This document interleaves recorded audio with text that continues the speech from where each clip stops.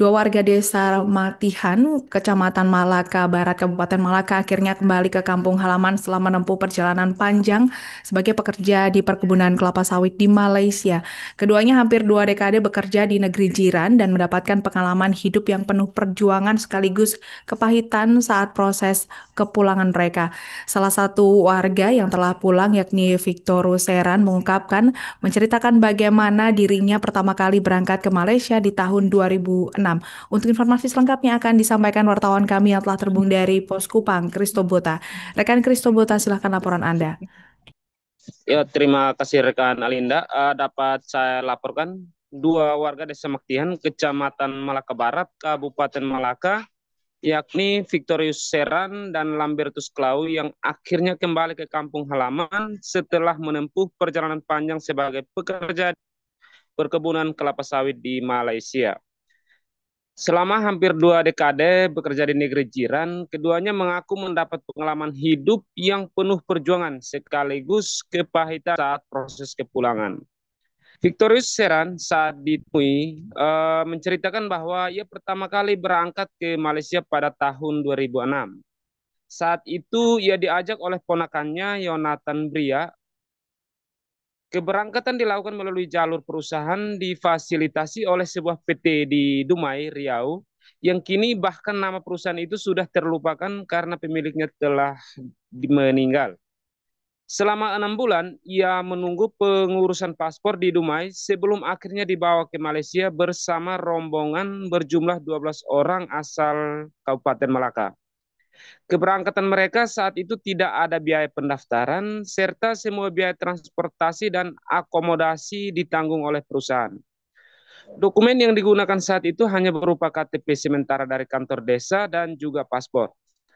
Perjalanan dari Malaka hingga Dumai memakan waktu seminggu. Dari Malaka ke Atambua, mereka menggunakan mikrolet. Kemudian melalui Atap Pupu, mereka kemudian menggunakan kapal barang menuju Dumai. Dari Dumai, mereka menyeberang ke Malaysia menggunakan kapal feri dengan waktu tempuh sekitar 3 hingga 4 jam. Setibanya di Perak, Malaysia Barat, rombongan langsung dijemput oleh pihak perusahaan melalui sosok bernama Mr. Diong, seorang pengusaha keturunan Tionghoa pemilik kebun sawit tempat mereka bekerja. Mereka masing-masing kemudian langsung ditempatkan di mes ukuran 7 kali 5 meter persegi dan langsung masuk kerja. Semua pekerjaan sudah disiapkan oleh perusahaan. Selama bekerja, perusahaan melakukan pemotongan gaji sebesar RM100 per bulan sebagai pengganti biaya transportasi dan akomodasi selama pekerjaan awal yang berlangsung selama setahun. Selebihnya pekerja bebas menerima gajinya tanpa potongan lainnya. Victorius mengaku tidak pernah menghadapi salah besar seperti razia atau tindak kekerasan dari aparat selama bekerja di sana. Namun ketika sakit, ia harus menanggung biaya sendiri karena perusahaan tidak menyediakan fasilitas kesehatan. Lambertus Klau, rekan seperjuangan Victorius, membenarkan pengalaman itu. Ia menambahkan bahwa gaji pekerja sawit sangat bergantung pada musim panen. Kalau musim buah biasa sampai RM2.000 per bulan, tapi kalau tidak hanya sekitar RM1.000 sampai RM1.500. Selama 19 tahun bekerja, mereka kemudian memutuskan pulang karena ingin kembali berkumpul dengan keluarga, terutama demi pendidikan anak. Namun kepulangan mereka tidak berjalan mulus. Mereka ditangkap oleh polisi air Malaysia di daerah Sungai Besar, perbatasan Selangor dan Perak lantaran pulang menggunakan jalur ilegal. Paspor yang mereka miliki sudah kadaluarsa lebih dari 9 tahun. Mereka ditangkap bersama 23 orang dewasa lainnya dan 5 orang anak-anak. Dari Melaka ada 4 orang, 3 dewasa dan 1 anak kecil. Barang-barang milik mereka juga ikut disita oleh aparat termasuk uang tunai yang dimiliki Victorius sebesar 16 juta dan RM2.000, 1 tas pakaian, 6 senter, 1 laptop, serta 3 ponsel Android. Setelah itu mereka sempat ditahan di Balai Sungai Besar, lalu dipindahkan ke penjara Kajang selama 16 hari. Selanjutnya ia mereka ditahan di pusat penampungan imigrasi Malaysia di Malaka selama 1 bulan 14 hari.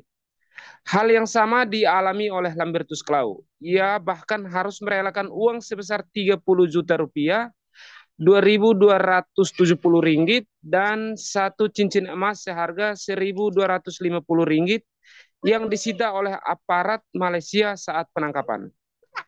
Akhirnya setelah melalui proses hukum dan penahanan, keduanya dipulangkan melalui jalur resmi imigrasi. Dari Malaysia, mereka difasilitasi hingga ke Dumai. Lalu pemerintah Indonesia membantu kepulangan mereka ke Kabupaten Malaka.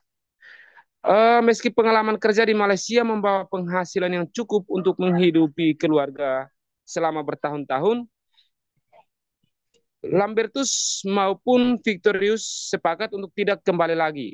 Risiko besar yang mereka alami di akhir perjalanan menjadi pelajaran yang sangat berharga.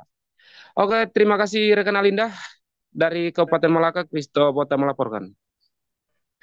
Baik, terima kasih rekan Kristo Bota atas laporan Anda. Selamat bertugas kembali. Download Tribun X sekarang. Menghadirkan lokal menjadi Indonesia.